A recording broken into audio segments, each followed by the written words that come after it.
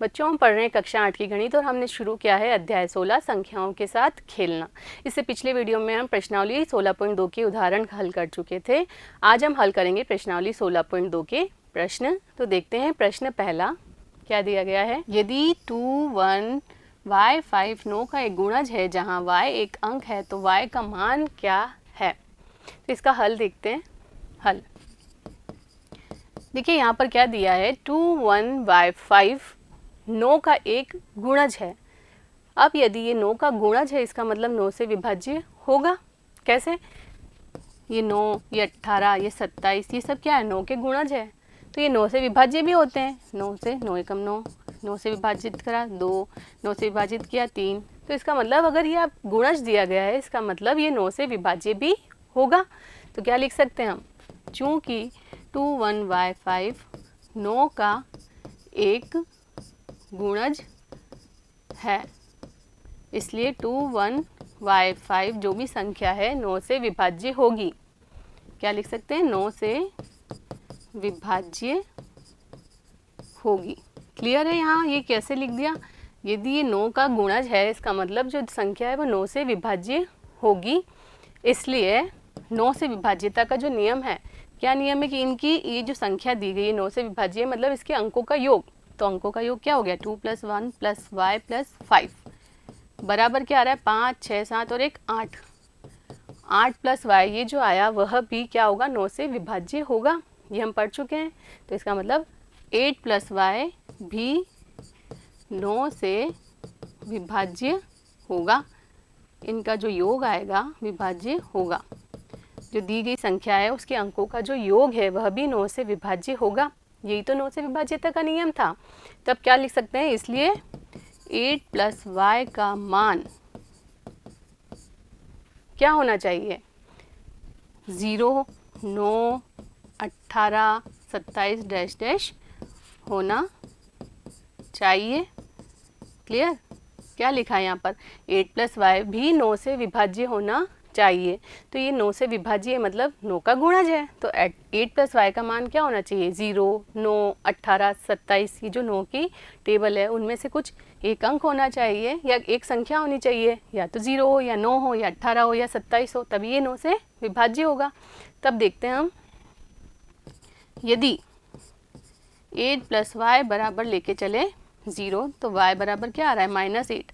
तो ऋणात्मक कोई अंक नहीं हो सकता, संख्या का एक अंक ऋणात्मक नहीं हो सकता, तो ये है अस्वीकार।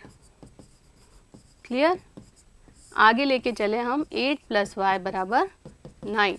तो y बराबर क्या आ गया? 9 - 8, तो y बराबर आया 1। ये हो सकता है y का मान। आगे लेके चले 8 + y बराबर 18। तो y बराबर क्या आया? 18 - 8, तो y का मान आ रहा है 10। तो ये भी अस्वीकार है। क्यों अस्वीकार? ऐसा क्यों हुआ? क्योंकि यहाँ हमको एक संख्या मिल रही है जबकि y तो एक अंक है। यहाँ 2 अंक आ गए, 2 अंकों की एक संख्या आ गई। तो y संख्या नहीं है, y एक अंक है। इसका मतलब y का मान 1 ही होगा। तो क्या लिख देंगे यहाँ पर इसके बाद? अतः y बराबर 1 ही होगा। यहाँ से ये क्लियर हुआ। क्या करना है आपको? जो भी संख्या दी है वो 9 का गुणज बताया है, मतलब 9 से विभाज्य होगी। और 9 से विभाज्य होगी मतलब उसके अंकों का जो योग है वह भी 9 से विभाज्य होगा। तो जो योग करने पर हमको मिल रहा है 8 + y, वह क्या है? 9 का गुणज है। तो 9 के गुणज क्या होते हैं? 0, 9, 18। तो यहाँ इनके बराबर होना चाहिए इनमें से। अगर आप 0 लेके चलते हैं तो ऋणात्मक संख्या आ रही है जो कि नहीं हो सकती। 9 लेके चले तो आ रहा है 1, 18 लेके चले तो आ रहा है 10। तो 10 भी नहीं हो सकता क्योंकि y एक अंक है। इसका मतलब y का मान 1 ही होगा। क्लियर? समझ में आया?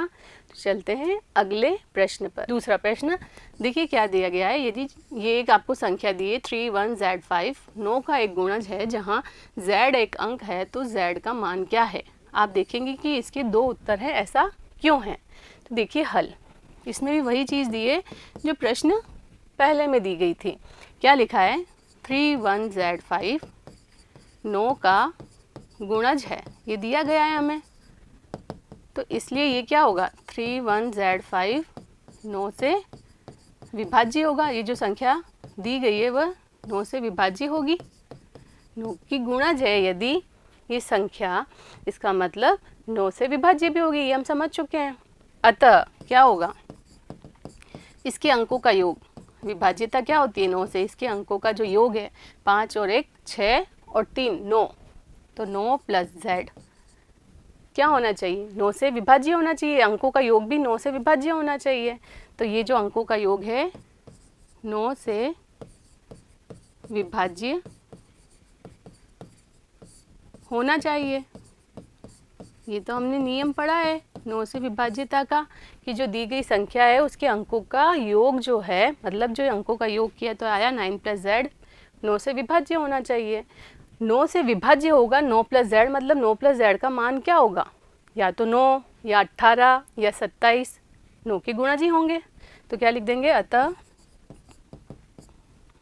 यहाँ पे लिख देंगे इसलिए, यहाँ लिखेंगे अतः 9 प्लस जेड का मान 9 18 27 डैश डैश होना चाहिए, तभी तो ये 9 से विभाज्य होंगे। क्लियर। अब 9 प्लस जेड बराबर हमने किया 9, तब z बराबर क्या आ गया 9 माइनस 9, तो z बराबर आ रहा है 0। और हमने किया 9 प्लस जेड बराबर 18, तो z बराबर क्या आ गया 18 माइनस 9, तो ये z का मान आ गया 9। आगे हमने किया कि 9 प्लस जेड बराबर कर दिया हमने 27, तो z का मान कितना आ गया 27 माइनस 9, तो 27 माइनस 9 किया तो हमको मिल गया z का मान 18। परंतु ये नहीं हो सकता z का मान, क्योंकि z का मान एक अंक है, यहाँ लिखा है z एक अंक है, तो एक अंक है मतलब 1 डिजिट नंबर है, तो या तो इसका मान 0 होगा या इसका मान होगा 9, ये नहीं हो सकता। तो आगे भी आपको देखने की ज़रूरत नहीं है, आगे z का मान और बड़ा ही प्राप्त होगा। तो इसका मतलब z के 2 मान प्राप्त हुए, 0 और 9। क्लियर। ये कैसे किया समझ में आ गया। जैसा प्रश्न 1 था वैसा ही प्रश्न 2 है, परंतु यहाँ हमको z के 2 मान मिल रहे हैं, या तो 0 होगा या 9 होगा। क्लियर। चलते हैं अगले प्रश्न पर, तीसरा। देखिए इसका हल। प्रश्न क्या दिया है, यदि 2 4x 3 का एक गुणज है जहाँ x एक अंक है तो x का मान ज्ञात कीजिए। पहले 2 प्रश्नों में क्या था, 9 के गुणज दिए थे, यहाँ पर दिया है 3 का एक गुणज। तो देखिए चूँकि 2 4x 3 का गुणज है, इसलिए 2 4x 3 से विभाज्य होगा, 3 से विभाज्य होगी, कोई संख्या है विभाज्य होगी। अब 3 से विभाज्यता का नियम हम पढ़ चुके हैं कि कोई भी संख्या 3 से विभाज्य, इसका मतलब उसके अंकों का योग भी 3 से विभाज्य है। तो क्या लिख देंगे, इसलिए 2 प्लस 4 प्लस एक्स, 2 और 4 6 हो गया, तो 6 प्लस एक्स क्या होगा 3 से विभाज्य होगा, विभाज्य होगा। ये जो सम मिलेगा, इनका जो योग मिलेगा वह 3 से विभाज्य होगा। तो इसका मतलब अतः 6 प्लस एक्स का मान जो आता है, 6 प्लस एक्स का मान क्या होना चाहिए, 3 से विभाज्य, मतलब या तो होना चाहिए 0 या 3 या 6 या 9, इस तरह का होना चाहिए। क्लियर।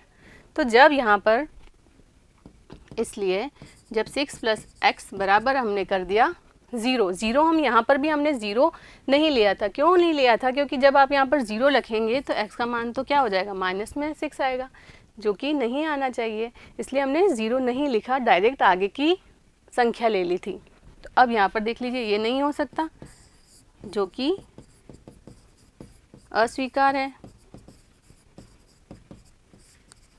क्लियर। ये कोई संख्या है, इसमें ये थोड़ी लिख सकते हैं 2 4 और -6, तो यहाँ पर ये स्वीकार नहीं है। आगे देखा तो हमने क्या लिखा, 6 प्लस एक्स बराबर 3 हो सकता है, तो यहाँ से x का मान क्या आ रहा है 3 माइनस 6 बराबर आ रहा है -3, तो यह भी अस्वीकार हो गई, ऋणात्मक अंक मिल गया हमको। अब 6 प्लस एक्स और किसके बराबर हो सकता है, इस 6 के बराबर, तब x बराबर क्या हो जाएगा 6 माइनस 6, तो x का मान आ रहा है 0। क्लियर। और क्या आ सकता है, आगे देखते हैं। 6 प्लस एक्स बराबर हम लेके चल रहे हैं, यहाँ तो हमने ले लिया 6, अब लेके चलते हैं 9। तो x बराबर क्या हो जाएगा 9 माइनस 6, मतलब x का मान 3 भी हो सकता है। सही है, ये भी हो सकता है। आगे लेके चले 6 प्लस x का मान 12, तो x का मान कितना हो गया 12 माइनस 6, तो x बराबर आया 6। तो ये भी हो सकता है, ये 0 भी हो सकता है, ये 3 भी हो सकता है, ये 6 भी हो सकता है। आगे देखते हैं। अब मिल रहा है 6 प्लस एक्स बराबर 15 के बराबर अगर हो तो क्या आ जाएगा, x का मान 15 माइनस 6, तो x का मान आ रहा है 9, तो ये भी हो सकता है। आगे 6 प्लस एक्स को अगर हम ले लें 18, तो x बराबर क्या होगा 18 माइनस 6, तो x का मान आ रहा है अब 12। तो 2 अंकों क्या संख्या मिल रही है जो कि अस्वीकार है। तो क्या है, जो कि अस्वीकार है। अब इसके आगे हम जाते हैं कि 6 प्लस एक्स बराबर 21 करेंगे तो x का मान फिर से 2 अंकों की संख्या मिलेगी जो कि अस्वीकार है। तो इसका मतलब जो x का मान है वह या तो 0 होगा या 3 होगा या 6 होगा या 9 होगा, इन चारों में से ही कोई एक संख्या होगी। क्लियर, समझ में आया। 3 का गुणज है दी गई संख्या, मतलब 3 से विभाज्य है, 3 से विभाज्य है मतलब इन सब का योग जो है वह 3 से विभाज्य होगा। इसका मतलब जो 6 प्लस एक्स का मान है या तो 0 होगा या 3 होगा या 6 होगा या 9 होगा या 12 या 15 या 18। तो जब हम बराबर रख के देखते हैं, 0 के बराबर जब लेके चले तो माइनस में आ रहा है, 3 के बराबर लेके चले तो माइनस में आ रहा है, जब 6 के बराबर लेके चले तो 0 आ रहा है, 9 के बराबर लेके चले तो 3 आ रहा है, 12 के बराबर लेके चले तो 6 आ रहा है, 15 के बराबर लेके चले तो 9 आ रहा है। अब इसके आगे की संख्या लेते हैं तो हमको 2 अंकों की संख्या मिल रही है जो कि अस्वीकार है, क्योंकि x क्या है, एक अंक है। क्लियर, समझ में आया। प्रश्न संख्या 3। चलते हैं अगले प्रश्न पर। प्रश्न संख्या 4, देखिए क्या दिया है। यदि 3 1 z 5 3 का एक गुणज है जहाँ z एक अंक है तो z का मान क्या हो सकता है। तीसरे क्वेश्चन जैसा ही प्रश्न है, तो देखिए हल। 3 1 z 5 3 का एक गुणज है, इसलिए 3 1 z 5 3 से विभाज्य होगी। जो भी संख्या है वह 3 से विभाज्य होगी क्योंकि 3 का एक गुणज दिया गया है। क्लियर, इसलिए 3 प्लस 1 प्लस z प्लस 5 बराबर क्या हो गया, देखिए 5 और 3 8 और 1 9 बराबर 9 प्लस z 3 से विभाज्य होगी। 9 प्लस z जो भी मिल रहा है इनका योग 3 से विभाज्य होगा। जो भी इन अंकों का योग है वह 3 से विभाज्य होगा। ये हम नियम पढ़ चुके हैं 3 से विभाज्यता का। अतः 9 प्लस z का जो मान है कैसा होना चाहिए, 0 3 6 9 12 15 डैश डैश होना चाहिए। क्लियर, ये जो मान है वह इस तरह का होना चाहिए। तब जब हम ये लेके चलते हैं कि 9 प्लस z बराबर, हम अगर 0 लेते हैं तो z बराबर आता है -9, तो ये तो क्या हो गया, अस्वीकार, नेगेटिव नहीं हो सकता इस अंक का मान। आगे लेके चले 9 प्लस z बराबर 3, तब z बराबर आया 3 माइनस 9, तो z का मान आ रहा है -6, ये भी क्या हो गया, अस्वीकार, ऋणात्मक मान भी नहीं ले सकते हम। आगे 9 प्लस z बराबर लेके चले हम 6, तब z का मान आया 6 माइनस 9, तो z बराबर आया -3, ये भी क्या है, -3 भी नहीं हो सकता, तो ये भी अस्वीकार लिख देंगे। आगे लेके चले 9 प्लस z बराबर 9 प्लस z बराबर लिया 6 तक ले लिया, अब लेके चलते हैं हम 9, तो z बराबर क्या हो जाएगा 9 माइनस 9, तो z बराबर आया 0, तो एक तो ये हल हो सकता है। आगे लेके हम चलते हैं 9 प्लस z बराबर 12, ये 12, तो देखिए क्या आ रहा है, z बराबर 12 माइनस 9, तो z बराबर आ रहा है 3, ये भी हो सकता है। आगे क्या लेके चल सकते हैं हम, 9 प्लस z बराबर 15, तो z बराबर क्या आ जाएगा 15 माइनस 9, तो z का मान आ रहा है 6, ये भी हो सकता है।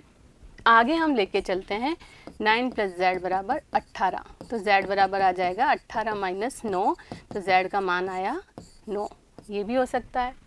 आगे हम लेके चलते हैं 9 प्लस z बराबर 18 आ गया, 18 के बाद में क्या आता है 21, तो अगर इसको 21 लेते हैं तो z का मान आएगा 21 माइनस 9। क्लियर। तब यहाँ से z का मान निकलेगा 12। ये अस्वीकार है क्योंकि क्या आ गया, 2 अंकों की संख्या आ गई, जबकि z तो एक अंक है, तो यह अस्वीकार है। तो जो z के मान है वह हमें क्या क्या मिल सकते हैं, या तो 0 या 3 या 6 या 9। तो क्या लिख देंगे, अतः z बराबर 0, 3, 6, 9 में से कोई अंक होगा। क्लियर, समझ में आया। z का मान या तो 0 होगा या 3 होगा या 6 होगा या 9 होगा। इन चारों में से कोई एक अंक इस z का मान होगा। तो ये चारों प्रश्न अच्छे से समझ में आए। तो ये प्रश्नावली, ये अध्याय यहीं समाप्त होता है। अगले वीडियो में मिलेंगे अगले अध्याय के साथ। तब तक जुड़े रहिए। धन्यवाद।